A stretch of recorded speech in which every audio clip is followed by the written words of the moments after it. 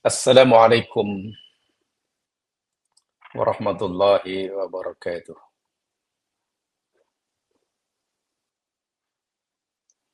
Alhamdulillahi rabbil alamin.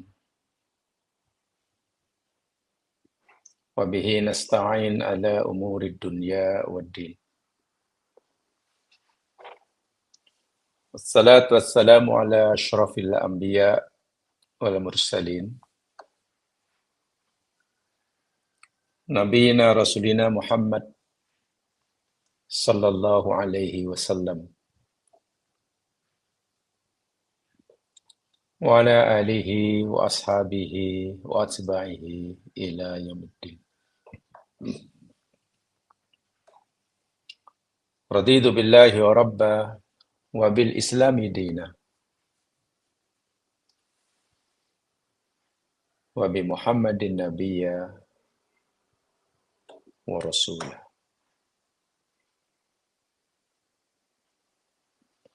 Bismillahilladzi la yadurru ma ismihi syai'un fil ardi wala fis sama'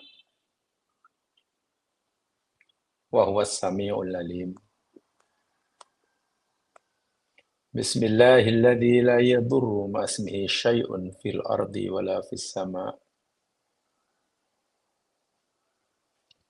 wa huwas samiul alim. Bismillahilladzi la yadurru ma ismihi syai'un fil ardi wala fis sama' wa huwas samiul alim.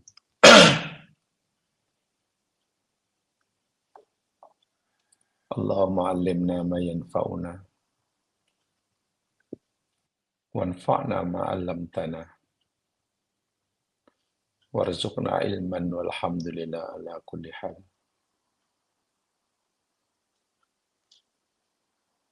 Ya Allah, ya Tuhan kami,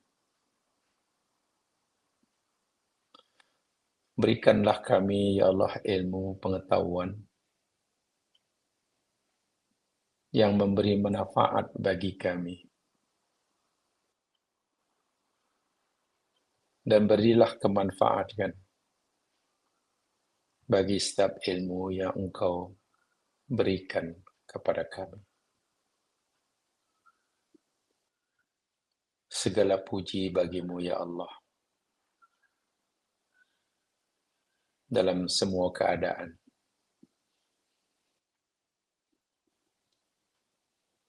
Amin. Ya Rabbal Alamin.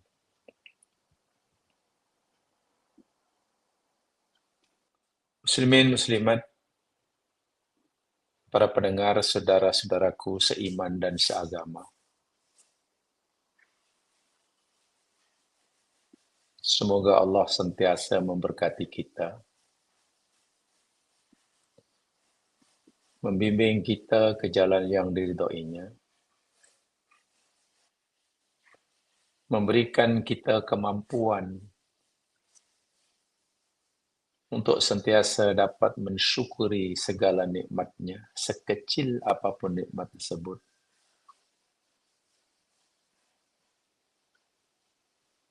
Supaya kita dapat bersabar terhadap segala ujian dan tegurannya, seberat apapun. Semoga Allah memberi kita kekuatan untuk sentiasa mampu ridho terhadap apapun qada dan qadarnya yang Ia telah tetapkan buat kita. Ya Allah, kabulkanlah permohonan hamba-hambamu ini. Amin ya Rabbal Alamin. Para pendengar, saudara-saudaraku seiman dan seagama, InsyaAllah kita akan teruskan siri tadabbur kita surat Yusuf.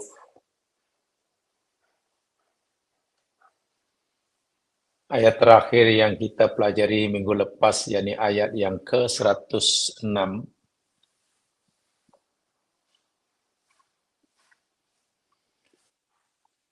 di mana Allah Subhanahu wa taala memberitahu kepada Nabi Muhammad khasnya dan kepada seluruh hambanya bahwa kebanyakan mereka, kalaupun mereka beriman, imannya tidak sempurna karena iman mereka bercampur dengan syirik. Tentu kita masih ingat dalam ayat-ayat sebelumnya, Allah memperingatkan atau memberitahu pada Nabi Sallallahu Alaihi Wasallam, kebanyakan umat manusia tidak beriman. Sungguh pun Nabi punya harapan yang besar, usaha yang besar untuk memastikan semua orang beriman, tapi Allah kata kebanyakan mereka Muhammad tidak beriman. Ayat 106 pula memberitahu kita, kalaupun mereka beriman, yang jumlah mereka sebenarnya bukan majoriti, tapi minoriti, yang sikit itu, kalau mereka beriman pun, imannya tidak sempurna. Bukan al-imanul kamil, tapi al-imanun naqis. Kenapa imannya tidak sempurna? Ya, karena bercampur dengan syirik. Allahu Akbar walillahil hamd. Yang ingin saya tambahkan penjelasannya dalam ayat ini, saya tidak akan menguraikan tentang syirik yang tentu jamaah telah mempelajari banyak kali. Pembagian syirik.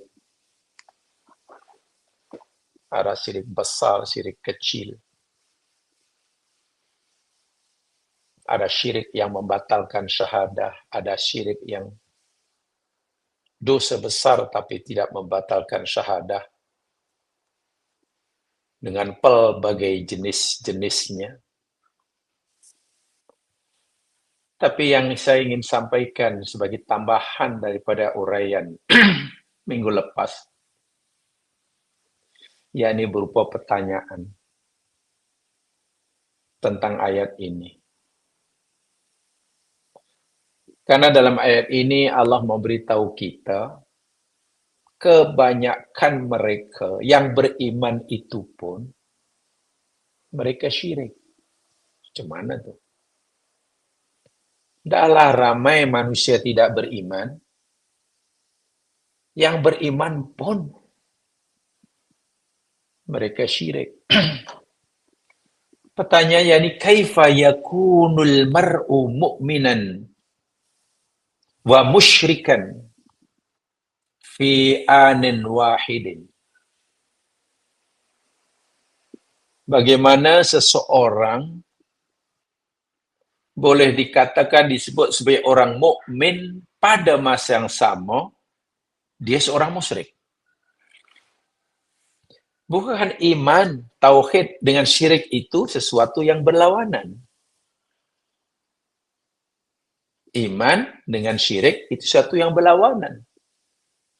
Tapi macam mana dalam ayat ini seorang yang mukmin pada masa dikatakan seorang musyrik dalam satu masa? Bukankah sepatutnya kalau dia mukmin maknanya bukan musyrik, kalau dia musyrik bukan mukmin? Jamaah sekalian, jawapan daripada pertanyaan ini boleh kita berikan dalam beberapa kemungkinan.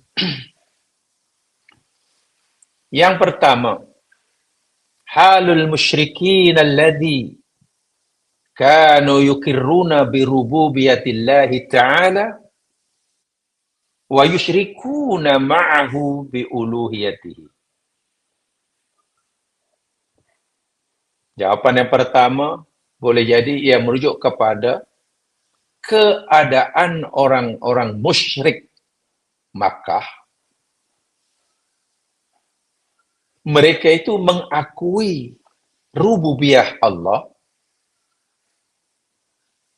tetapi mereka menyekutukan Allah dalam uluhiyahnya. Ini satu. Kalau kita lihat nilai mereka dari segi sifat rububiyah Allah, mereka beriman.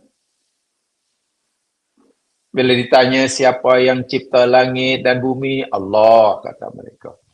Siapa yang menurunkan hujan, memberi rezeki, Allah. Siapa yang menghidup dan mematikan, Allah. So, dari aspek ini nampaknya mereka beriman. Memang mereka beriman, meyakini rububiyah Allah. Tetapi mereka menyekutukan Allah dalam hak uluhiyah Allah. Sedangkan satu-satunya zat yang berhak disembah dan tiada duanya, hanya Dia, hanya Allah. Sementara mereka memberikan penyembahan dan pengabdian ini bukan kepada Allah. Jadi, fahum min nahiyatin yu'minuna billah wa min nahiyatin yusrikuna mau ghairah. Dari satu aspek mereka beriman kepada Allah, yakni dari segi rububiyahnya. Dari aspek yang lain mereka syirik kepada Allah dari aspek uluhiyahnya. Fa'athbata lahumul halain wasfan la hukman. Maka orang seperti ini yang mempunyai dua keadaan ini, sifatnya, bukan dari segi hukumnya. Hukumnya mereka musyrik, tapi sifatnya dari aspek yang satu, sifatnya sifat orang mukmin, dari aspek orang musyrik. Secara hukum memang mereka ini musyrik, kekal di neraka. Itu satu. Jawaban yang kedua merujuk pada halul munafiqin alladzina yuzhiruna al-iman wa yufuna al-kufra wasyirk. Merujuk kepada keadaan orang munafik.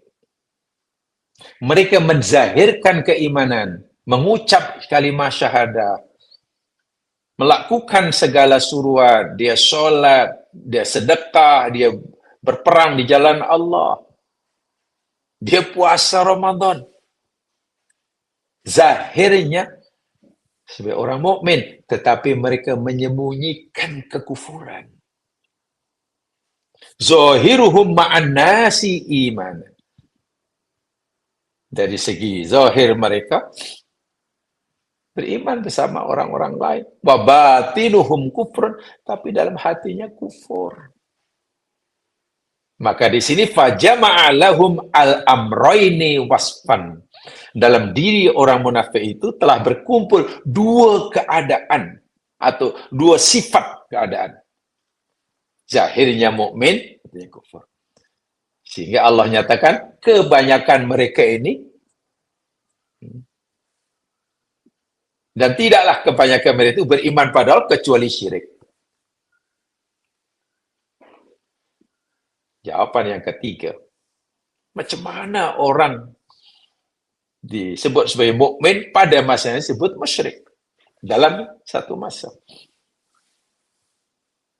Jawaban ketiga yakni halu jahalatin nas alladzina yu'minuna billahi haqqan walakinnahum li jahlihim yartakibuna umuran syirkiyah. Ia merujuk kepada orang-orang mukmin, ke orang-orang kebanyakan yang tidak mengerti, yang jahil. Mereka beriman benar-benar kepada Allah. Asyhadu an la ilaha illallah. La ilaha illallah. Iman. Tapi walakinnahum li jahlihim yartakibuna umuran syirkiyan. Tapi pada masa yang sama, karena kejahilan mereka, mereka melakukan perkara-perkara syirik. Contoh, al-halal bi ghairillah. Mereka bersumpah dengan nama selain Allah. Contoh, at-tawajjuh ilal makhluk fi talabi ma la yaqdiru alaihi ilallah. Mereka bertawajuh mengharapkan sesuatu kepada makhluk untuk mendapatkan sesuatu yang hakikatnya hanya Allah saja mampu melakukannya. Mencari, mengharapkan, meminta sesuatu kepada makhluk yang hakikatnya hanya Allah yang mampu berikannya. Ya, mungkin kesembuhan, ketenangan, rezeki. Wa minhum atawassul mamnu, contohnya. Mereka beriman pada Allah, la ilaha illallah, tapi karena kejahilannya melakukan perbuatan syirik. Apa contohnya? At-tawassul al-mamnu. Mereka bertawassul dengan Allah Subhanahu wa taala, pada Allah dengan cara yang dilarang. Kan ada tawassul yang masyru', ada tawassul yang mamnu. Tawassul yang disyariatkan, ya contohnya melalui amal soleh. Kalau kita nak berdoa pada Allah, bertawassullah, gunakan, carilah wasilah dalam doa kita pada Allah yang dibenarkan oleh agama. Yang jelas, yakni amal soleh yang kita lakukan. Contohnya dalam hadis sahih, 3 orang terperangkap dalam gua itulah. Dan ada juga tawassul yang mamnu. Mencari wasilah perantara dalam doanya pada Allah dengan cara yang dilarang. Melalui orang matilah, melalui karamat orang yang sudah meninggal lah, melalui kubur lah, dan sebagainya. Dia mukmin, tapi dengan sebab kejahilannya melakukan amal syirik. Ini termasuk apa yang Allah firmankan. Tidaklah mereka, kebaikan mereka itu beriman pada Allah, kecuali mereka itu dalam keadaan syirik. Alhamdulillah. Dan boleh jadi. Jawapan yang keempat. Halu du'afil iman alladhina yu'minuna billahi bi babil ibadah wa yushrikuna bihi wa yurufi babil muamalah. Orang-orang yang imannya lemah, mereka beriman kepada Allah Subhanahu wa taala dalam bab ibadah. Bab ibadah iman pada Allah, salatnya betul, puasanya betul, hajinya betul, wiridnya betul. Dalam ibadah-ibadah ritual, wah, memang mukmin sejati. Tapi dalam masalah muamalah, ibadah sosial, ya, bukan karena Allah. Salatnya karena Allah, puasanya karena Allah. Tapi ketika bersedekah, bukan karena Allah. Contohnya riya, karena ada kepentingan sesaat yang sifatnya dunyawiyah. Itu kan syirik. Riya itu kan syirik. Mukmin tapi buat amal riya, ya syirik lah. Ini contohnya. Menisbahkan nikmat kepada diri sendiri, syirik. Itu jamaah boleh lihat dalam surah Al-Kahfi. Bagaimana ashabul jannah, pemilik kebun, yang Allah anugerahkan nikmat yang luar biasa banyaknya, kaya raya. Kebunnya memberikan pulangan hasil yang melimpah-limpah. Kaya raya ini orang. Kemudian karena kaya rayanya, wah dia angkuh, aku kaya, aku ini, yakni, ana aktaru minka malau wa walada. Ana aktsaru minka malan wa azzu nafar. Aku kaya, lebih kaya pada hang. Lebih ramai pengikutnya. Sebab aku pandai, aku rajin. Tengok. Menisbahkan kejayaan duniawi kepada ini. Pasal aku rajin, pasal aku bersemangat kerja, pasal aku tak macam awak. Menisbahkan nikmat kepada ini. Sedangkan semuanya milik Allah, datang daripada Allah, kembali pada Allah. Begitu bangganya ia memiliki kekayaan yang Allah berikan, dan ia yakini itu hasil titik peluh sendiri tanpa campur tangan siapa. Hingga peringkat apa? Wa dakhala jannatahu wa dhalimu li nafsihi. Setiap kali dia masuk kebunnya, melihat kekayaannya, dalam keadaan menzalimi diri sendiri, qala ma adunnu an tabida hadi abada. Saya fikir tidak akan binasa semua ini. Kalaupun kebunku yang sana tidak memberikan pulangan, hasilnya tak baik, yang sini. Jadi nampaknya aku tidak akan lingkup hingga bila-bila masa. Aku tidak akan bankrupt hingga bila masa. Aku kaya raya. Tengok, menisbahkan nikmat kejayaan kepada diri sendiri. Walhal hakikatnya dia la haula wala quwata illa billah. Mentang-mentang sudah kaya raya, macam Qarun itulah. Macam Qarun.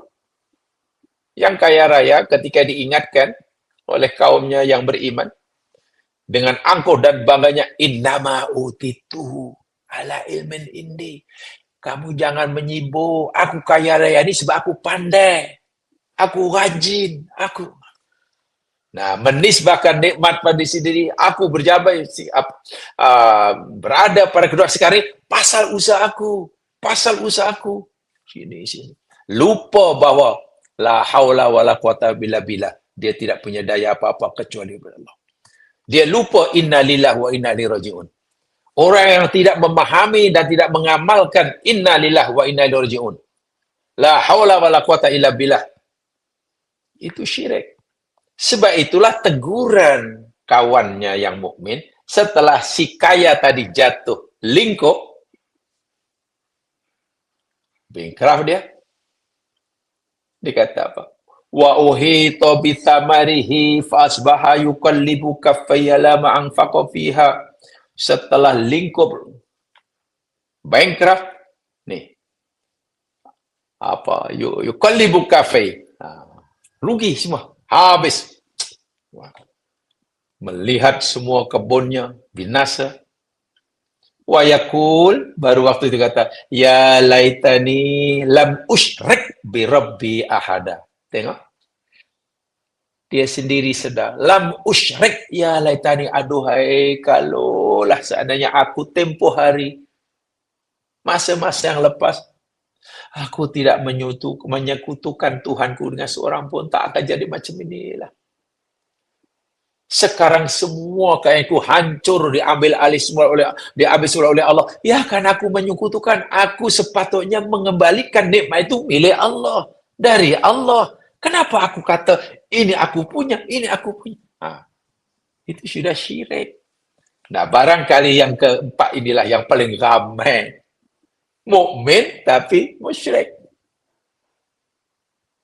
Tapi kena tahu ya, ada syirik yang boleh membatalkan syahadat, ada syirik yang tidak membatalkan syahadat walaupun dosa besar.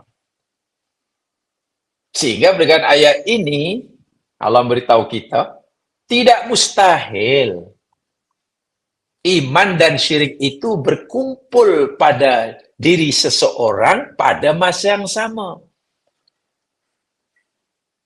Iman dan syirik tidak mustahil, bahkan mungkin berkumpul, menyatu jadi satu pada diri seorang pada masa yang sama. Makna pada waktu itu dia mukmin dari satu aspek, dari satu sudut, pada waktu yang sama ia syirik dari sudut yang lain. Dan ini kenapa? Kita maklum dalam fahaman ajaran Ahli Sunnah wal Jamaah, anal iman yazid wa yankus.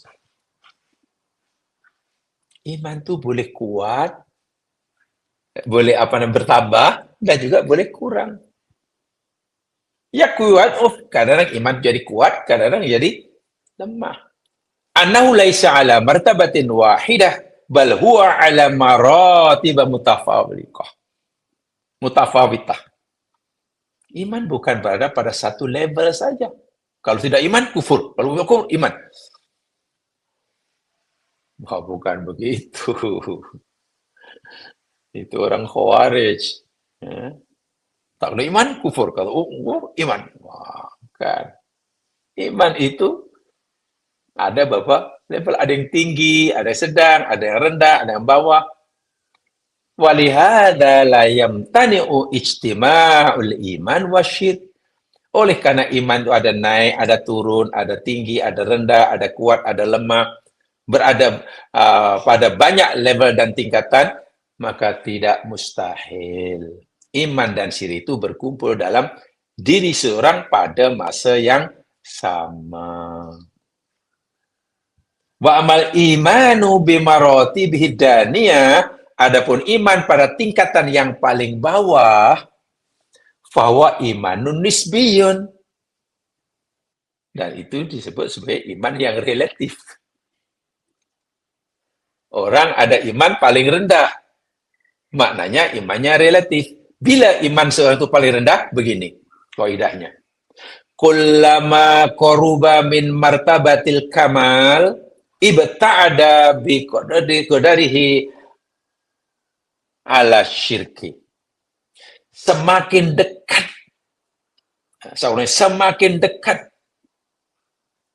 iman seseorang itu ke tahap kesempurnaan. Bila iman seorang itu makin dekat kepada kesempurnaan, makin tinggi, makin sempurna. Makna semakin jauhlah ia daripada syirik. Jadi katalah kalau di sini iman, atas ini iman yang paling sempurna, bawah ini syirik. Kalau iman tu makin naik, makin sempurna, mana semakin jauh daripada syirik. Syirik makin kurang. Nanti bila sudah mencapai kesempurnaan iman atau iman yang paling sempurna, iman mutlak itu, syirik sudah tidak ada. Iman yang sempurna itu, jika iman sempurna itu sudah tidak campur syirik walaupun sikit, baru disebut al-imanul kamil. Tapi selagi iman itu belum pada tahap yang sempurna, ya mana masih ada syiriknya. Walaupun mungkin kadar syiriknya makin kurang. Wa kullama bauda an martabati kamal iktaraba min martabati syirki. Dan setiap kali iman itu jauh daripada sempurna. Sempurna ke atas, ini bukan makin ke atas, makin turun, makin kurang.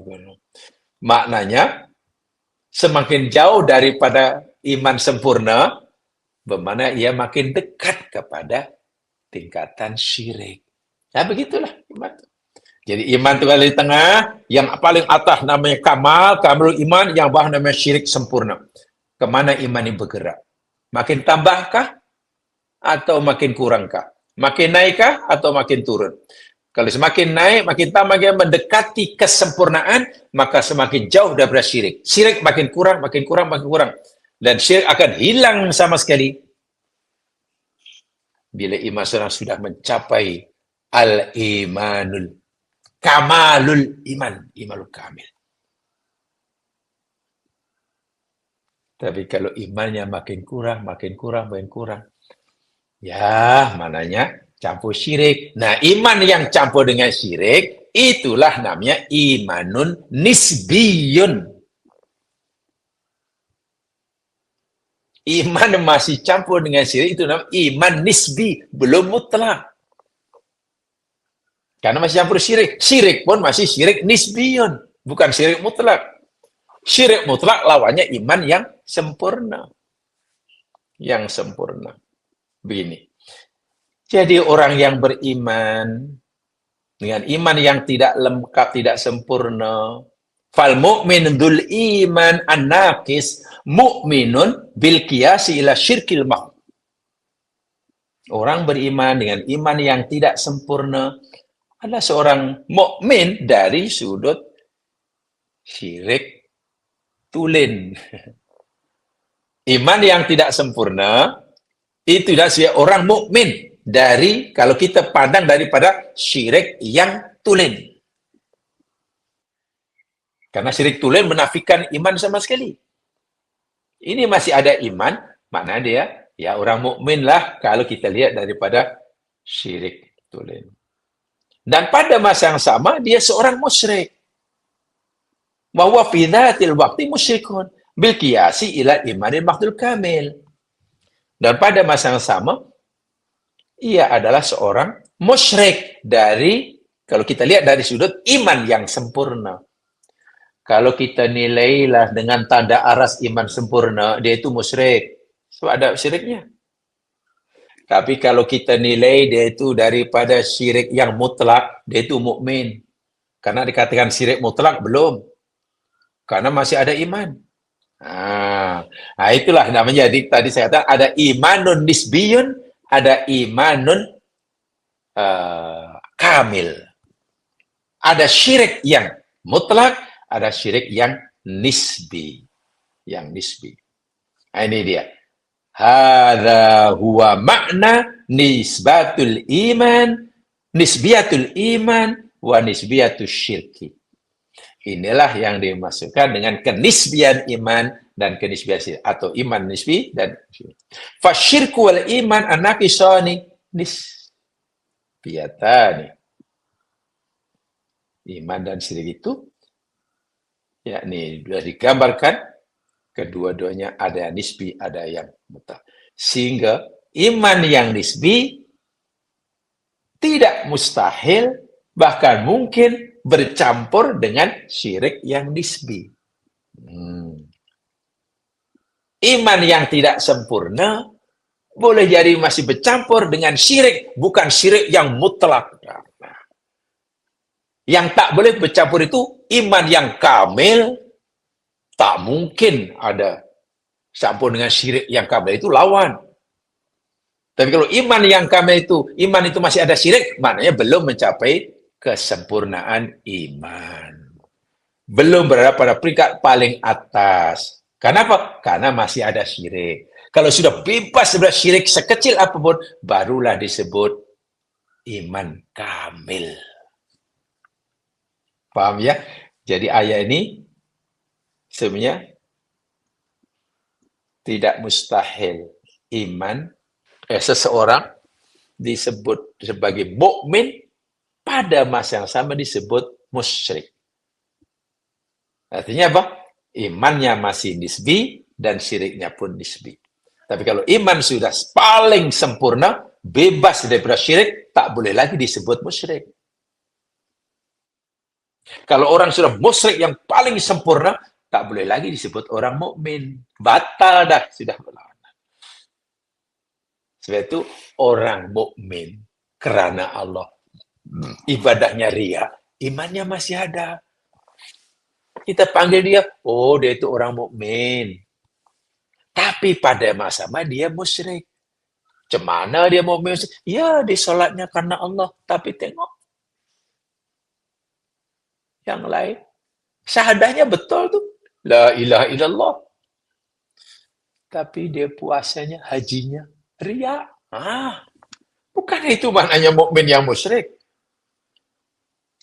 Jadi istilah musyrik syirik ini jangan hanya difahami mesti sembah patung.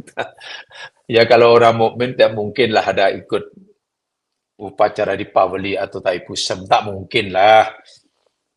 Saya yakin dan percaya selemah-lemah iman orang mukmin Malaysia takkan ada yang ikut upacara kavadi. Sebab tahu itu syirik. Tapi bukan mustahil. Karena kejahilan kita sering terjerumus melakukan syirik yang paling ditakuti oleh Rasulullah. Asyirkul asghar. Syirik yang paling kecil itu paling ditakuti oleh Nabi. Bukan makna Nabi tak takut syirik besar ya. Yang Nabi takuti maksudnya, aku sangat takut umatku nanti terjebak dalam syirik paling kecil. Sebab tidak mungkin umatku terjebak dalam syirik paling besar. Kita tak perlu khawatir lah, tak payah takut lah. Orang Islam mukmin di Malaysia ikut pikul kabadi, tak payah risau lah. Tak mungkin lah. Tapi ini, terjebak dalam riak. Solat riak, sedekah riak, tolong orang riak, belajar riak. Aduh, waliyadzubillah. Walhal riak ni jamaah sekalian, saya yakin semua sudah tahu apa balasan atau bagaimana nanti Allah akan memperlakukan orang yang ada padanya riak, yakni pahala amalan yang ada padanya riak tidak ada pahala sikit pun. Allah telah memberitahu kita bahwa Allah itu al-na syuraka. Zat yang tidak berhajat kepada sekutu. Maka sesiapa saja yang menyekutukan Allah dalam beramal, Allah tak mau menerima amal orang itu. Allah suruh orang itu menyerahkan seluruh amalnya kepada apa yang ia sekutukan dengan Allah. Bahasa mudahnya, Allah hanya menerima amalan kita 100% karenanya. Allah tidak mau menerima amalan kita jika kita melakukannya hanya 97% untuk dia, 3% untuk dia. Allah tak nak. Bahasa mudahnya, kalau kamu mau aku terima, serahkan pada aku 100%. Kalau tidak, tak payah. Begitu kerasnya, tegasnya lebih tepatnya, Allah dalam masalah syirik ini. Dan yang paling Nabi takuti, kenapa Nabi paling takut? Kerana mungkin ramai pada umatnya yang tak kisah. Kalau umatnya sudah sangat takut, ya Nabi tak perlu takut. Terjebak syirik, contohnya itu tadi. Syirik besar. Ikut upacara kawadi, mana mungkin. Tak perlu tak khawatirlah, tak payah khawatirlah. Yang Nabi paling khawatirkan, kan nanti umatnya sering terjebak, terjumus tanpa disedari. Apa itu? Syirik kecil. Apa syirik kecil? Riya dan adik-beradiknya. Riya dan saudara-saudaranya. Sebab kata orang, riya ini ada 3 adik-beradik. Riya itu yang sulung. Adiknya, kalau orang habis riya, datang sum'ah. Kalau sum'ah sudah bebas, datang yang bungsu, namanya ujub. Nah, 3 ini dah memang kembar 3 nih.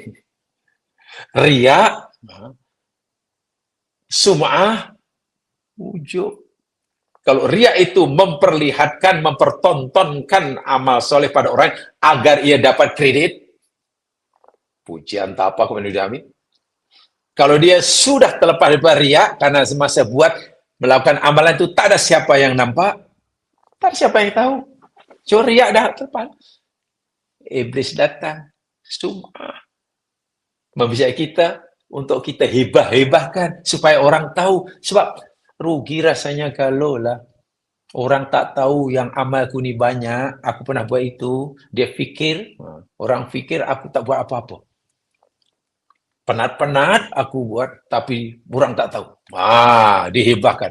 Dan zaman sekarang menghibahkan amalan untuk terjerumus dalam sum'ah jauh lebih mudah pada zaman Rasulullah. Zaman Rasulullah, sum'ah itu dengan mulut ke mulut jumpa orang kita. Sekarang ini, dengan makhluk ni.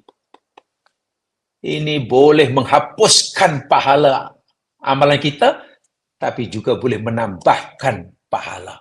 Hati-hati yang makhluk yang satu ini. Sum'ah akhir zaman. Dan ramai yang tak perasan yang itu sebenarnya sum'ah. Sebab itu perlu dikaji. Tolong bagi peruntukan masa untuk kaji 3 adik-beradik ini. Riya, sum'ah, dan ujub. Kan ini luar biasa dasarnya. Ini ibarat penyakit kanser dah ni. Iya, ini kanser ni. Silent killer. Membunuh tanpa menghapus amalan tanpa disedari. Tanpa disedari. Wa'iyadzubillah. Tumana'udzubillah. Jamaah yang dirahmati Allah sekalian, itu tambahan saya tentang 106. Adapun tentang syirik, jenis syirik, apa itu syirik, ya sudah. Itu sudah, saya yakin sudah difahami dengan sangat baik. Mari sekarang kita teruskan ayat berikutnya 107.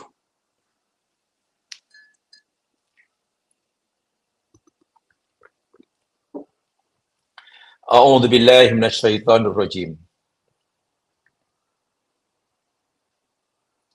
Afa aminu an ta'tiyahum ghasyiatum min 'adzabillah aw ta'tiyahumus sa'atu baghtah wa hum la yash'urun. Afa aminu an ta'tiyahum ghasyiatum min 'adzabillah. Apakah mereka merasa aman? Adakah mereka merasa selamat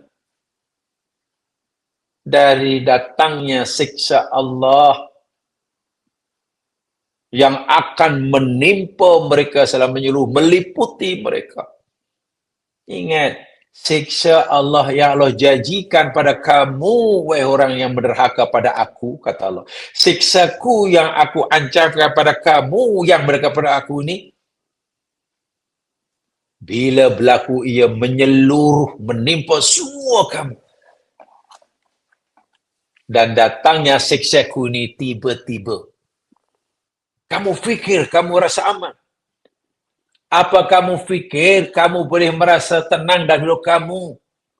Sedangkan azab aku sentiasa mengintai-intai kamu kerana maksiat kamu. Mafhumnya, pengajarannya, jika kita telanjur melakukan maksiat, apatah lagi sengaja melakukan maksiat, jangan kita merasa aman, selamat daripada teguran Allah. Jangan. Jangan, alah kecil aja. Yang aku buat ni kecil aja. Memang aku tahu ini kecil, ini dosa. Tapi kecil aja. Lagi pula bukan banyak. Dah lah kecil. Sikit. Orang lain macam-macam. Jadi aku fikir, takkan Allah nak murka? Yang aku buat ni kecil je.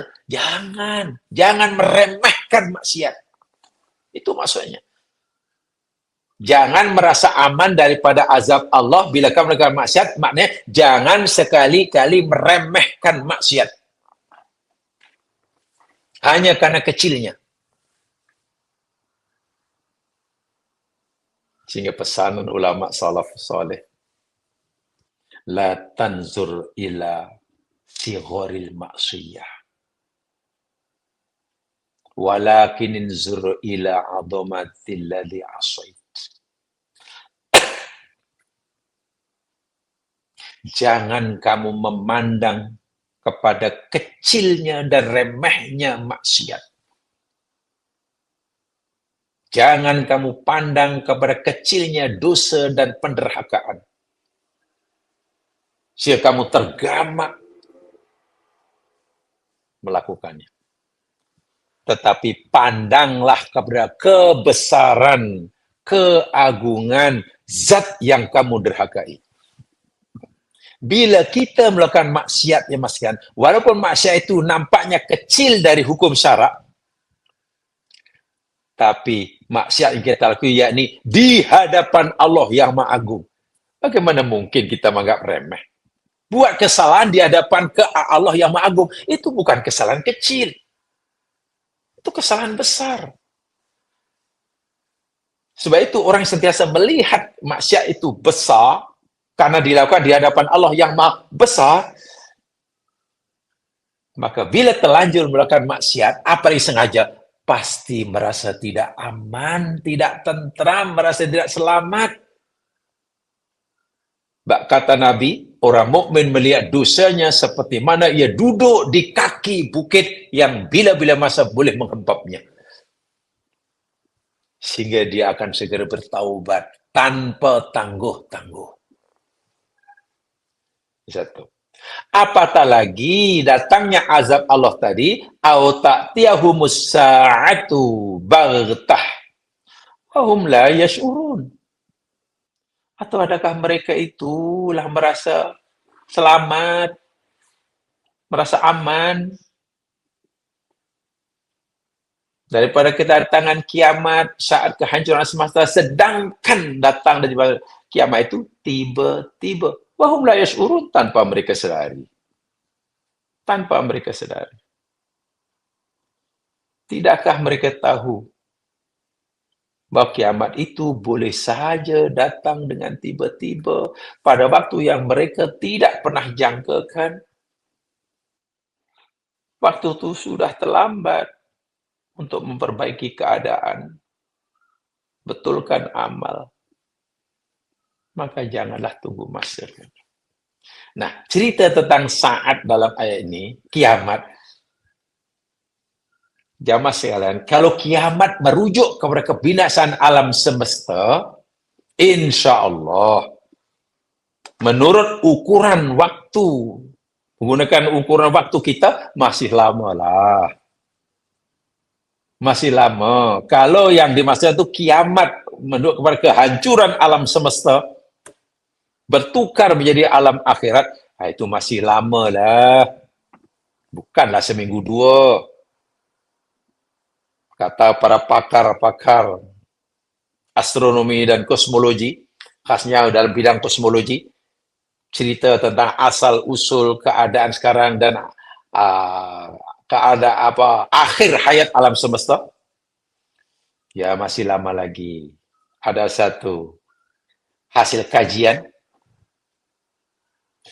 matahari kita masih akan tetap bersinar, mengeluarkan cahaya, memberikan kehidupan pada seluruh makhluk yang ada dalam solar systemnya. Masih lama tuh, matahari masih lama berfungsi. Lebih kurang 5 bilion tahun lagi. Menurut kajian sains lah. Menurut kajian kosmologi, matahari kita masih akan bersinar 5 bilion tahun lagi. Maknanya masih lama lah kiamat. Itu kalau kiamat merujuk kepada kebinasaan alam semesta. Tapi ingat, jangan lupa. Apabila seseorang itu mati, qomat kiamat tuh. Apabila seorang itu meninggal, telah berlaku kiamat baginya. Ada kiamat yang kedua. Apa kiamat kedua? Kematian. Bila seseorang itu mati, maka telah berlakulah kiamat bagi dia. Walaupun belum bagi yang lain. Mati hari ini, kiamat telah berlaku buat dia. Bagi ahli waris, ya belum lah. Pertanyaannya, bukankah ajal bagi setiap kita itu sangat dekat daripada sekarang? Baik. Saya penuh yakin mengatakan begini. Saat ini, jamaah sekalian, saat sekarang ini, pukul 8.57 pagi sekarang ini,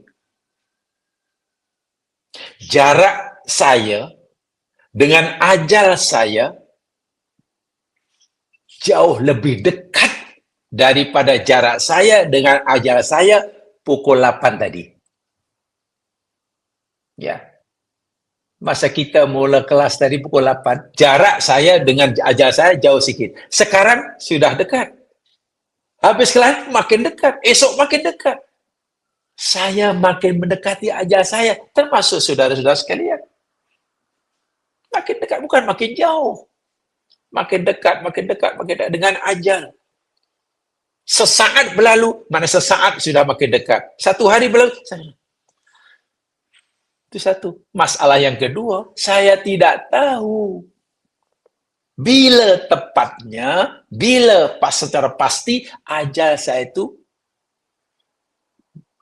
mendatangi saya. Atau saya mendekati ajal. Sebab itu Quran kata, bakah tiba-tiba tanpa mampu saya jangkakan, tak ada siapa yang tahu di mana, saya tak tahu, bila, saya tak tahu. Itu 100% rahasia Allah. Kalau Allah ingatkan, hai kamu, hai manusia, jikalau kiamat bagi kamu itu sudah sangat hampir, sebab kiamat bagi kamu, tiap kamu, yakni kematian kamu. Dan itu sudah sangat hampir. Ada kamu masih merasa tenang-tenang sahaja, merasa aman, merasa tak ada masalah. Sedangkan azabku yang aku sediakan telah menunggu kamu, dan bila-bila masa aku menewah kamu, dengan sebab maksiat kamu. Lalu kenapa kamu begitu tenang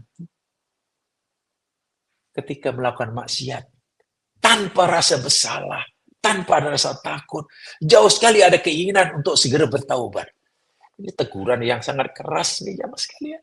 Afa amina. Afa aminu. Afa amina. Aamintum. Banyak sekali dalam Quran. Kamu rasa aman enggak? Ibaratnya, azab yang aku sediakan buat kamu karena maksiat kamu nih sudah depan mata kamu. Dan kamu sedang menghitung hari. Countdown. Satu hari, daripada satu hari, 99, 80, 70, 50, 10, 7, 5. Ini apa nih? Tapi saat ketika mana azab yang aku janjikan ke atas kamu karena maksiat kamu sudah makin dekat, kamu pula merasa tenang-tenang saja. Happy saja. Tak ada rasa takut, tak ada rasa menyesal, tak ada keinginan untuk bertaubat. Macam mana kamu nih? Nih, teguran ayat ini. Afa aminu. Afa amin itu. Subhanallah. Paham ya? Jadi keras sekali teguran ini semuanya. Sangat keras. Terus ke dalam hati kita. Walaupun ayat ini, kalau kita tengok tafsir-tafsir lama, tafsir Mukatsir contohnya, yang dimaksudkan ayat ini ditujukan kepada orang-orang musyrik, kafir musyrik Makkah dahulu. Tapi kita jangan hanya merasa ini hanya untuk orang kafir Makkah. Ini saya tak masuk nih. Jangan, bukan begitu. Bukan begitu. Bahkan seelok-eloknya, semestinya, setiap ayat kita baca Quran ini, kalau kita baca ayat tentang ayat nifak, katalah, ayat munafik, ciri munafik, dan kita faham maknanya, coba kita rasakan, jangan-jangan ayat yang saya baca ini untuk aku nih. Jangan-jangan ada dalam diri aku seperti mana sebutkan. Jangan-jangan. Jangan-jangan ayat ini teguran pada aku. Sentiasa ayat yang kita baca itu, kita meyakini seolah-olah ia ditujukan langsung pada kita. Barulah kita ada kesan. Kita akan berubah. Tapi kalau kita tak, itu untuk orang lain. Ini untuk orang kafir Makkah, tak ada kenaan dengan kita. Ini untuk Yahudi. Ini Yahudi pun Yahudi pada zaman Nabi Musa ini. Ini Yahudi pada zaman Muhammad. Ini untuk orang kafir. Ini untuk orang aja. Baca Al-Quran satu juzuk. Dia tak menemukan satu ayat pun untuk dirinya. Semua untuk orang lain. Rugi serugi-ruginya. Bukan begitu cara baca Quran. Baca satu juzuk, tak ada satu pun ayat yang dia rasa untuk dirinya. Semua untuk orang. Ini untuk orang ini. Ini untuk dia. Untuk dia. Bahkan hingga khatam dia senyum-senyum saya. Tak ada. Awak jumpa ayat yang untuk awak? Tak tahulah. Macam tak jumpa lah. Semua untuk orang lain. Jangan. Nah, itu tidak baik. Makna hati kita sangat tebal penutupnya sehingga cahaya Quran tak mampu nak masuk. Bahasa kasarnya begitulah. Bila hati sudah tutup dengan dinding yang sangat tebal sehingga cahaya Quran pun tak mampu nak menembusinya. Wa'iyadzubillah, ta'udzubillah. Wa Al-Quran sebut wa idza tulat ayatu zadat apa namanya? Zadat imana. Imannya bertambah. Idza dzukira wajilat qulubuhum. Nama Allah sebut wajilat qulubuhum. Ada orang kata wajilat takut, gemetar. Satu di antara makna yang kami pelajari dahulu, kata pensara saya, wajib qulubuhum itu artinya responsif. Ya, wajilat gemetar, sila. Wajilat takut, sila. Memang itu maknanya. Tapi apa makna? Bila sebut nama Allah, hatinya, wih, itu heart attack nanti.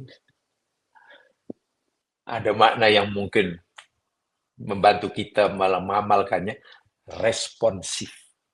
Ayat ini untuk saya ini. Ini saya ditegur nih. Ini saya nih. Bila disebut apa namanya, sari'u ila magfiratin min rabbikum, segeralah berlomba-lombalah kamu cari pengampun. Ini aku yang disuruh. Begitulah. Wa idza qamu ila sholati qamu kusala. Bila mereka solatnya malas. Jangan-jangan aku nih. Itu hati yang responsif. Sentiasa ayat Quran itu macam menempelak muka dia. Termasuk ayat ini. Walaupun, saya katakan, ayat ini kata Ibnu Katsir, ayat afa amina ahaulail musyrikun. Adakah orang-orang musyrik Makkah itu merasa aman daripada dia timpanya azab Allah yang boleh datang tiba-tiba, bila datang dan tiba-tiba tanpa mereka sedari? Itu kata Ibnu Katsir. Dan banyak sekali afa amina alladziina makru sayyi'at ayasifallahu bimul arda atau bimul adami khadras urun. Maka adakah merasa aman orang yang buat kesalahan itu? Allah akan benamkan mereka dalam perut bumi dan sebagainya. Banyak sekali ya afa amina dalam Al-Qur'an. Dalam surah An-Nahl ada 45 46. Dalam surah Al-A'raf ada 97 hingga 9. Jangan boleh melihat sendiri. Maksudnya apa? Al-amnu min makrillahi huwa asy'uru bil amani tam min iqabillahi ma'al istimrari fil ma'asi duna khaufin au iktirafin. Maksud merasa aman daripada siksa Allah, merasa selamat dari siksa Allah, santai, rileks, tak ada rasa apa-apa, walhal siksa Allah sudah menunggu depannya. Maksudnya apa? Asy'uru bil amani min iqabillah. Merasa selamat sama sekali dan tidak akan berlaku apa-apa yang tidak diinginkan terhadap siksa Allah. Sehingga kalau orang ada rasa itu, pasti dia akan al-istimrar fil ma'asi duna khaufin. Ia terus-menerus melakukan dosa dan kesalahan maksiat tanpa ada rasa takut. Istiqomah dalam maksiat tanpa rasa takut. Diulang-ulang dosa itu tanpa rasa cemas dan takut. Kenapa? Karena rasa aman sudah menebal dalam hatinya. Ini adalah perangkap iblis, jamaah sekalian. Ini adalah pintu iblis yang kita tidak boleh anggap remeh. Al-amnu min makrillah, merasa aman daripada siksa Allah, walhal ia terus-menerus dalam maksiat, itu termasuk pintu iblis. Karena iblis ini dipanggil madkhol, pintu masuk yang ke apa? 15 ke yang ke 16? Sebab semua ada 17. Pintu iblis nih untuk masuk. Jadi kalau udah orang itu, iblis senang keluar masuk dalam jiwa seseorang itu.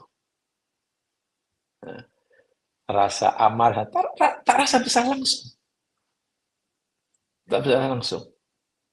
Wa huwa min kabairi dzunub allati tukhriju sahibaha minal iman inda itlaqihi. Dan rasa aman dari siksa Allah tak kisah sedang dia terus bermaksiat, tak ada keraguan sedikit pun akan ditimpa siksa. Itu termasuk dosa besar yang boleh mengeluarkan seseorang daripada agama. Ketika ia merasa al-amanu at-tam wa autujri'uhu anil ma'asi inda juz'iyah wa mereka. Tapi kalau dia rasa aman baik-baik, tak, kalau dosa ini memang saya ingat Allah tak akan siksa lah. Takkan kecil macam ni pun Allah ambil kira. Allah tu kan Maha Pengampun. Takkan dosa aku yang kecil macam ini sikit pun Allah nak ambil tindakan. Kalau hanya bab yang itu, yang lain, oh kalau dosa besar patutlah. Kalau aku buat dosa besar, lalu nanti Allah timpa siksa, patutlah, aku yakinlah. Tapi kalau kecil macam ini pun takkan Allah tak ampunkan. Takkan aku mesti berhenti sekarang. Kalau dia sikap situ, maknanya ia melakukan maksiat itu. Ia dosa besar, tapi tidak membatalkan imannya, sebenarnya mengurangi atau menafikan kesempurnaan iman. Ya, mengurangi atau menafikan kesempurnaan iman. Kalau dia, apatah lagi yang sekalian ya, ada dosa, ada perkara yang berkaitan dengan dosa yang lebih besar daripada dosa itu. Akbar minad dzambi. Satu di antaranya yakni al-ihtiqaru bidzambi. Allahu akbar. Meremeh-remehkan dosa. Sikap meremehkan dosa, menganggap dosa itu alah benda kecil, alah itu dosa yang berdiri sendiri lebih besar daripada dosa yang dilakukan. Yang lebih besar dari dosa yang dilakukan. Contoh mudah. Sakin jamaah sudah baca hadisnya. Ini kaitannya dengan adab makan, ya, dengan etiket lah. Nabi mengajar kita bila nak makan, yakni kul biyamini. Idza ahala ahadukum falyakul biyamini wa idza syariba falyashrab biyamini. Fa inna syaitan yaqulu wa yashrab bisimali. Bila seorang kamu, wahai orang mukmin, nak makan, makan dengan tangan kanan. Kalau nak minum, minum dengan tangan kanan. Sebab syaitan makan dan minum dengan tangan kiri. Lalu ulama bincang, makan dengan tangan kanan ni wajib ataupun sunat. Itu perbincangan fiqah ya. Fiqah. Atau fardu ain. Yang pasti majoriti mengatakan itu adalah sunat. Terlepas daripada pendapat yang mewajibkan, tapi kebanyakan anggap itu sunat. Karena itu adab. Makan dengan tangan kanan. Sunat. Dan kita tahu dalam hukum fiqah, perkara sunat itu bila kita buat dapat pahala, bila kita tak buat tak dapat dosa. Kan begitu ya, hukum fiqah mengajarkan pada kita. Perkara sunat, menurut hukum fiqah itu, bila kita buat dapat pahala, bila kita tak buat atau kita tinggal tak berdosa. Betul ya? Baik, makan dengan tangan kanan, pendapat juri ini sunat. Ya, maknanya kalau tak buat pun tak dosa kan? Tapi Salah lah. Walaupun tak dosa, tapi salah. Karena itu perintah. Perintah agama ini jamaah sekalian. Bila kita tidak buat, itu satu kesalahan. Walaupun tingkat kesalahannya berbeza-beza. Kalau perintah agama yang kita tinggalkan itu wajib, maka tingkat kesalahannya tinggi lah. Level yang tinggi. Dosanya besar. Tapi kalau yang kita tinggalkan, perintah agama kita itu hukumnya sunat, ya tingkat kesalahannya rendah sedikit lah. Tapi tetap saja salah. Gitulah. Tetap saja salah. Ya, paling kurang lah kalau tak suka. Ada orang makan dengan tangan kiri. Nabi nampak. Lalu Nabi tegur, kul biyaminik. Hei kawan, makanlah dengan tangan kanan. Dan bila Nabi suruh orang itu makan dengan kanan, maknanya Nabi tahu dia boleh makan dengan tangan kanan. Kalau orang itu tak boleh makan dengan kanan, karena tangan kanannya tak ada punya. Tangan kanannya apa namanya tak ada. Karena lahir hanya punya tangan kiri. Tidak mungkin Nabi suruh makan dengan tangan kanan. Tak mungkin. Sebab Nabi tidak, Islam tidak menyuruh umatnya untuk melakukan perbuatan di luar kemampuannya. So, bila Nabi suruh makan dengan kanan, maknanya orang itu mampu. Sahabat yang ditegur itu merasa rimas. Dia bukan tak tahu Nabi suruh makan dengan tangan kanan. Nabi tak galakkan, paling tidak galakkan atau mungkin melarang makan dengan tangan kiri. Dan dia tahu makan dengan kiri tidak ikut arahan Nabi. Bahkan melanggar. Makan dengan tangan kanan itu ikut arahan Nabi. Jadi bila orang tak ikut arahan Nabi, maknanya itu satu kesalahan. Betul ya? Makan dengan kiri itu satu kesalahan. Buktinya Nabi suruh tukar dengan tangan kanan. Tapi dia malas.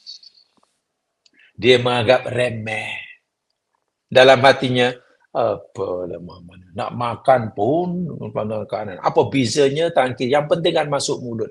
Lagi pula aku makan dengan tangan kanan, tangan kiri ke rasa serupa. Kalau aku makan dengan tangan kiri, rasa lain, dengan tangan kanan lebih sedap, barulah logik sikit. Kalau aku makan dengan tangan kiri, rasa dia tawa. Kalau aku makan dengan tangan kanan, bertangan tu, rasa jadi sedap. Lain lah. Ini serupa ya. Mau kanan, mau kiri, tetap kenyang juga. Rasa tak berubah. Ini takkan benda kecil macam itu. Lalu, arahan Nabi itu ditolak. Perintah Nabi untuk makan negara itu dia tolak. Menolaknya satu di antara puncanya meremehkan. Gitulah.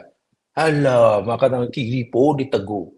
Bukan benda besar sangat. Ini alih tikor namanya. Meremehkan maksiat. Dia lupa yang diderakai oleh dia, yang tidak dipatuhi perintahnya, dia betul tidak ikut perintah. Tapi tak ikut perintah karena melihat perintah itu remeh. Dia tidak tinggalkan larangan. Karena bagi dia pelarangan itu benda remeh. Makan dengan tangan kiri, ya remeh lah. Dia tidak melihat siapa yang melarang. Yang melarang Rasulullah. Tak nampak kehebatan Rasulullah, kedudukan Rasulullah. Yang suruh Nabi. Kalau dia tahu, kalau dia nampak yang menyuruh aku ini Rasul. Makan dengan tangan kanan ini. Yang melarang aku makan dengan kiri Rasul. Ya pasti tidak akan meremehkan perintah dan tidak akan meremehkan larangan. Bila ia melihat kebesaran Nabi. Tapi malangnya sahabat ini tak nampak kedudukan Nabi waktu itu. Yang nampak, makan dengan tangan kanan, apa istimewanya? Makan dengan kiri, apa sih? Meremehkan. Tengok. Makan dengan tangan kiri, satu kesalahan. Ya. Sikap meremehkan dosa, kesalahan, itu lebih besar daripada dosanya. Sebab itu orang itu apa? Hukum mana? Tunai je mas sekalian. On the spot azabnya. Akhirnya orang itu tidak mampu mengangkat tangannya untuk menyuap mari ke mulutnya. Lemah tangannya. Karena stroke dalam bahasa mudahnya. Ya, karena stroke terus on the spot hukumannya. Kenapa? Karena meremehkan maksiat itu lebih besar, dosa lebih besar daripada maksiat yang dia lakukan. Dosa dia kan dosa kecil. Tapi meremehkan dosa kecil itu lebih besar dosanya. Sebab itu tengok hukumannya. Takkanlah. Mungkin kita melihat, ya ada orang tengok, karena dia makan dengan tangan kiri, tangan dia terus lemah, longlai, kena stroke. Sebetulnya kalau kita kaji lebih dalam, azab tadi karena sikap dia meremehkan larangan tadi. Karena bagi dia, benda kecil aja tak akan nyibuk. Maka kadang-kadang, Allah perintah itu akan nyibuk sangat. Ini. Al-ihtikor bidzambi. Ini bahaya. Sebab itulah, bagaimana cara mengelakkan diri kita daripada meremehkan dosa. Sehingga kalau kita mereka dosa, kita tak rasa berdosa walaupun melanggarnya. Tak rasa rugi walaupun melakukannya. Merasa aman-aman saja daripada balasan Allah, walaupun kita istiqomah melakukannya, itu bahaya sekali. Dan Allah tegur ayat ini. Caranya tadi saya katakan, la tanzur ila siwaril maksiyat,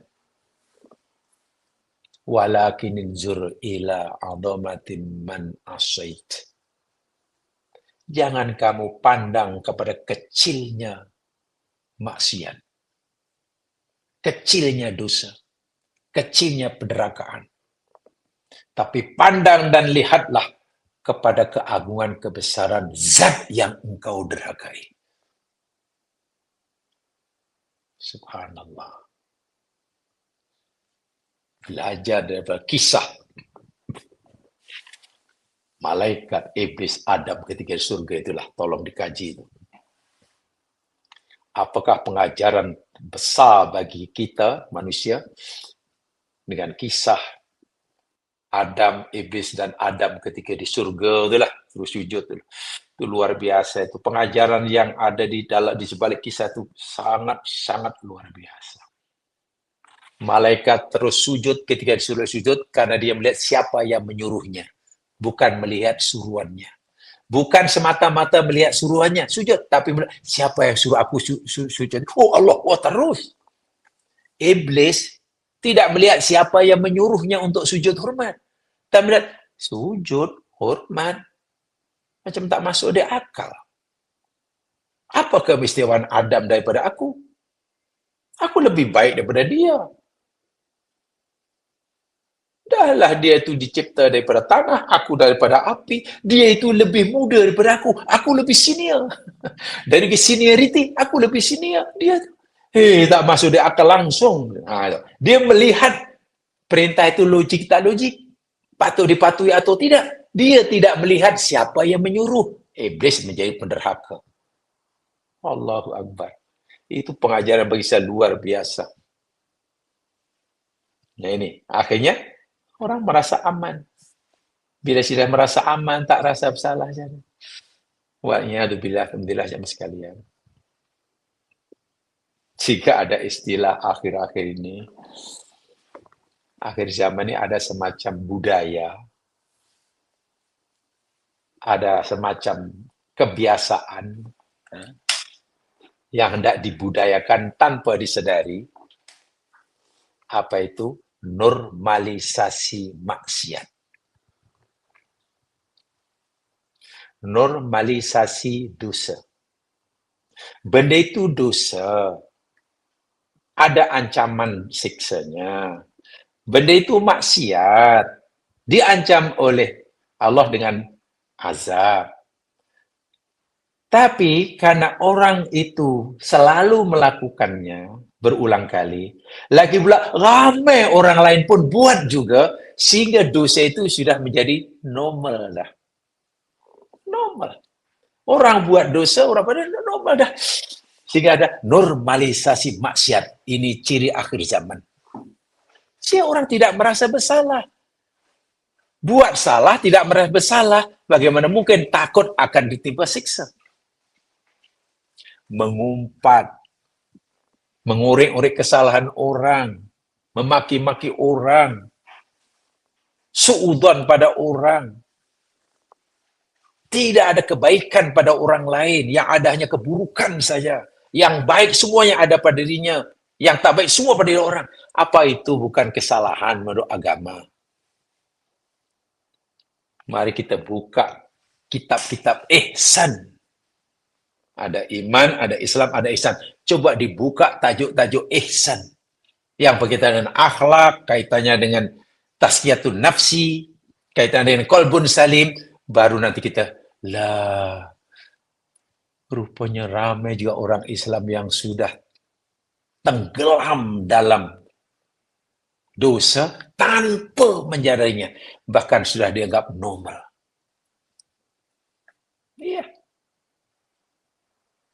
Dahulu kala, mungkin ya mas kalian. Zaman tok nenek moyang dululah. Kalau umpanya anaknya nak tiba masa untuk dikawinkan dengan orang. Oh, bila dengar aja nak dikawinkan, malunya luar biasa. Tak berani nak jumpa calon pasangannya. Keluar semualah berselimut dengan kain pelikat, kain sarung. Ya dulu, zaman tok nenek moyang. Dan itu menepati syariat. Sekarang, apa amalan yang dahulu menepati syariat sekarang masih dilakukan? Tidak, bahkan kalau itu dianggap pelik. Ini zaman apa nih? Zaman batu ke? Zaman sekarang bukan macam itu. Sudah kenal, sudahlah, bebas. Kalau kita tinggal di satu tempat, kawasan, semuanya orang bercakap benar, tidak ada orang bohong dan menipu. Tiba-tiba kita bercakap bohong. Kita bercakap bohong, tinggal di tengah masyarakat yang semuanya bercakap jujur. Pasti rasa bersalah itu sangat besar. Ya Allah, jahatnya lah aku ini. Kenapa aku berbohong? Kenapa lah aku menipu? Karena kita berada di tengah masyarakat yang semuanya orang-orang yang jujur. Rasa bersalah itu kuat. Sehingga bila azab nanti menimpa, azab itu hanya menimpa kita seorang, yang lain tak kena.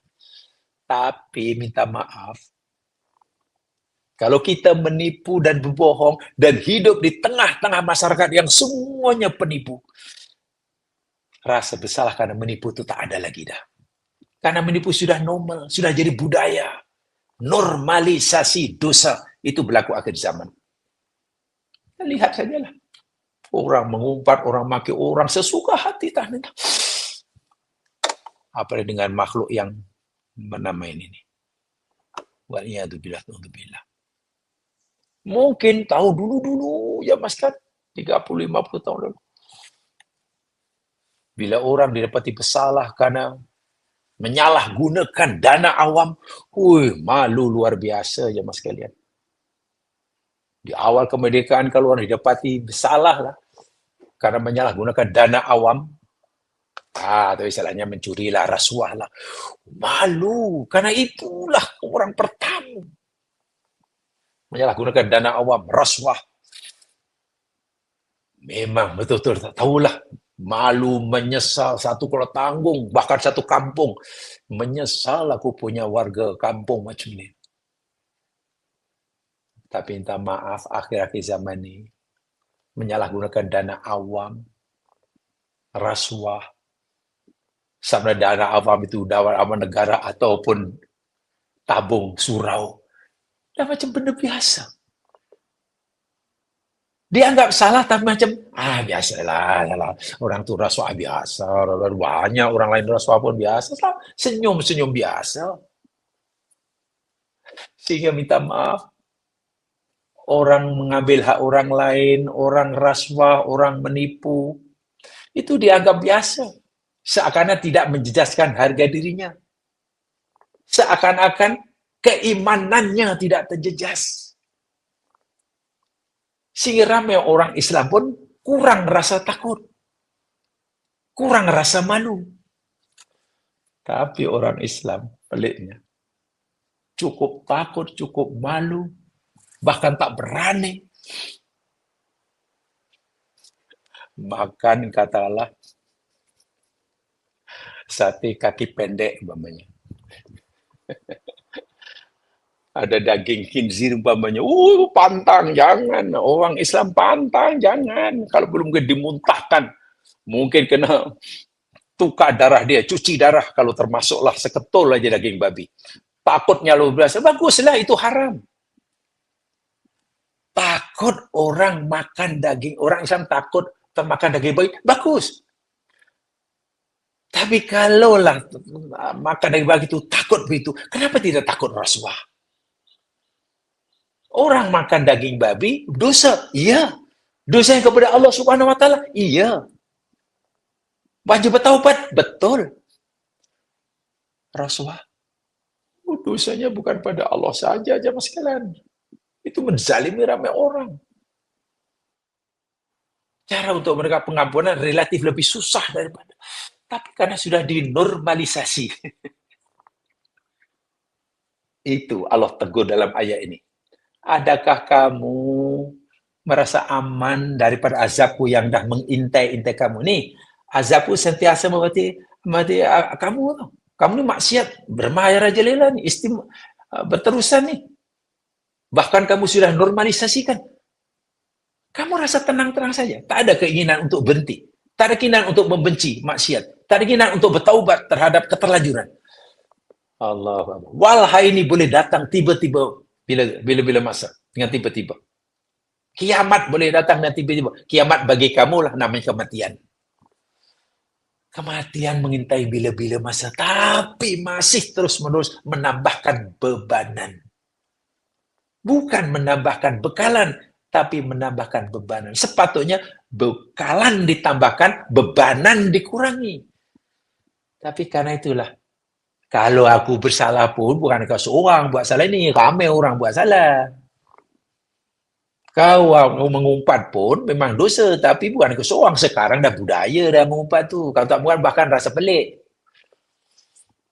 Sekarang kalau tak mencaci-caci orang, tak suka ni, dah macam asing dah. Kita dah anggap makhluk asing. Allahu Akbar walillahilham. Bahaya akhir zaman. Normalisasi maksiat. Ditegur oleh Allah dalam ayat ini sangat keras. Dan ini untuk kita. Jamaah sekalian. Mudah-mudahan Allah Subhanahu wa taala melindungi kita daripada kebiasaan tak baik tapi sudah dianggap baik ini. Yang benar pada Allah Subhanahu wa taala, silap kelemahan sendiri. Subhanakallahumma bihamdika asyhadu an la ilaha illa anta astaghfiruka wa atubu ilaik. A'udzu billahi minasyaitonir rajim. Innal insana fi khusr illa alladziina aamanu wa 'amilus shalihaat. Tawassaw bil haqq wa tawassaw bis sabr. Assalamualaikum warahmatullahi wabarakatuh.